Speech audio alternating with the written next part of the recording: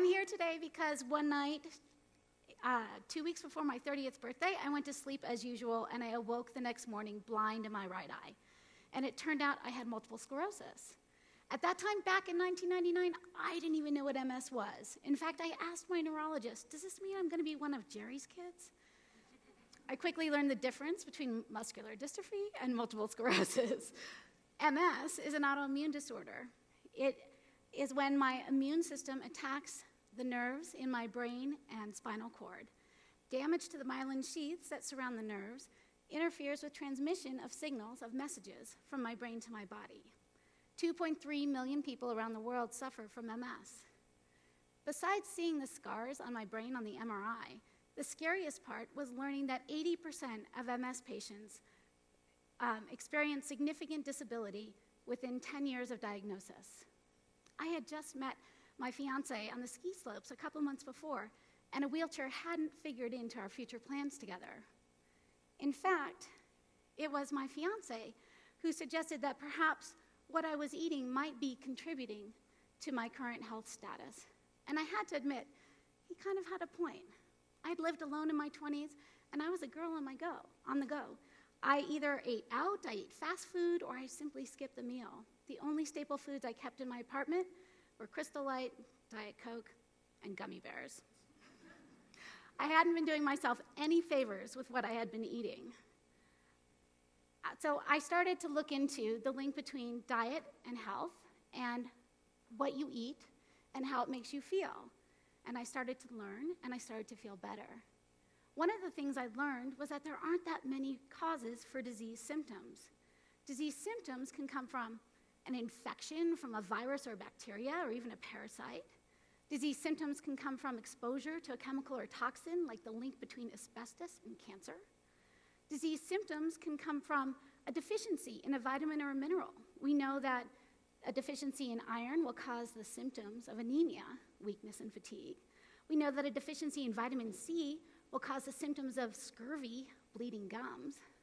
And disease symptoms can come from an allergy or hypersensitivity. The National Institute for Allergies and Immune Diseases says that allergies are the 6th leading cause of chronic disease in the United States. When you consider that a symptom is really an indication of inflammation in the body, then you can see that the common denominator of most, if not all diseases, is inflammation. Certainly, inflammation is at the root of autoimmune diseases like multiple sclerosis. When I realized this changed the whole way I thought about food and what a healthy food looked like.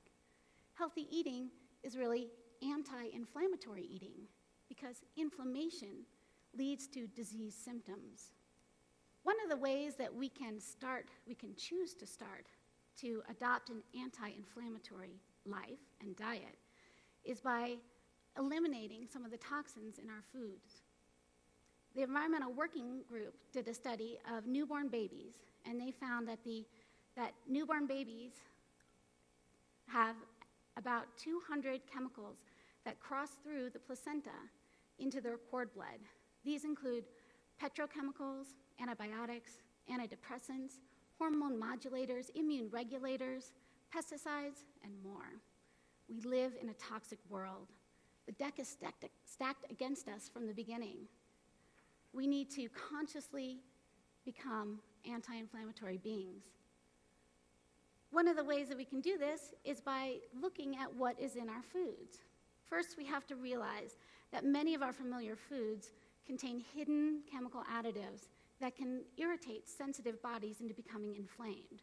The standard American diet, appropriately known as SAD, contains fast foods, processed foods, reconstituted meats, untested additives, faux foods or foods that really shouldn't even be called a food, and very, very few fresh fruits or vegetables. This is a recipe for toxicity. We have to act for ourselves. So there are a couple things that you can look for as you choose to start adopting an anti-inflammatory diet. And we're just going to talk about a few of them today because there are too many to condense into such a short speech. Trans fats. So trans fats are partially hydrogenated fats. They make crusts crispier and cakes that don't go stale. trans fats are the reason that that Twinkie will still be around in the next millennium. Well, one of the reasons anyway, right? Reading the ingredients label on a Twinkie is a really frightening experience. New York City thought trans fats were bad enough that they enacted a ban on trans fats in restaurants in 2007. Monosodium glutamate, it gives food that umami or flavorfulness.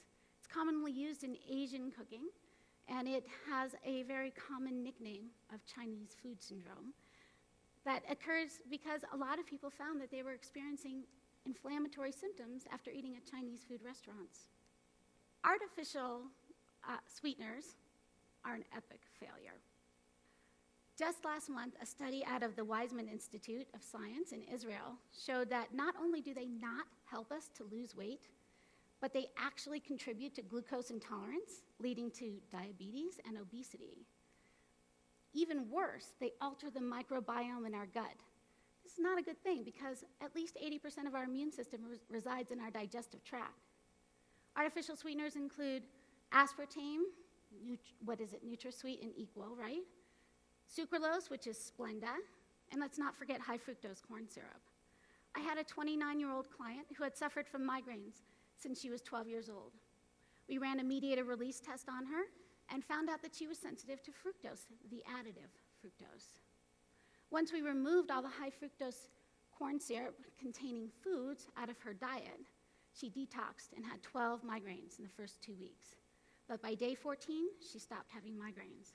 And now she only gets migraines when she eats something accidentally that she shouldn't. Don't think that just because something is available for sale, that means it's safe. We've known about the link between saccharin and cancer since 1977, but it is still on the table in sweet and low. Food dyes and colors were originally sourced from coal. Now they're made from petroleum. Food marketers have trained us to be attracted to brightly colored foods, and nowhere is this more prevalent than in foods marketed to children. The Feingold Association believes that food dyes and colors are partly to blame for the rise in ADD and ADHD that we see so prevalent in today's society. There's nothing natural about artificial flavors and their cousins, natural flavors. Both are a compendium of chemicals mixed together in a laboratory to mimic an actual flavor, but neither is likely to contain any of the real strawberry, for example. There are so many additives and preservatives that there's no way I can go through all of them, so we'll just touch very quickly. The World Health Organization says that benzoates have been linked to inflammatory conditions like hives, asthma, stuffy nose. When benzoates are mixed with vitamin C, they become carcinogenic. Benzoates are used in a lot of foods as preservatives.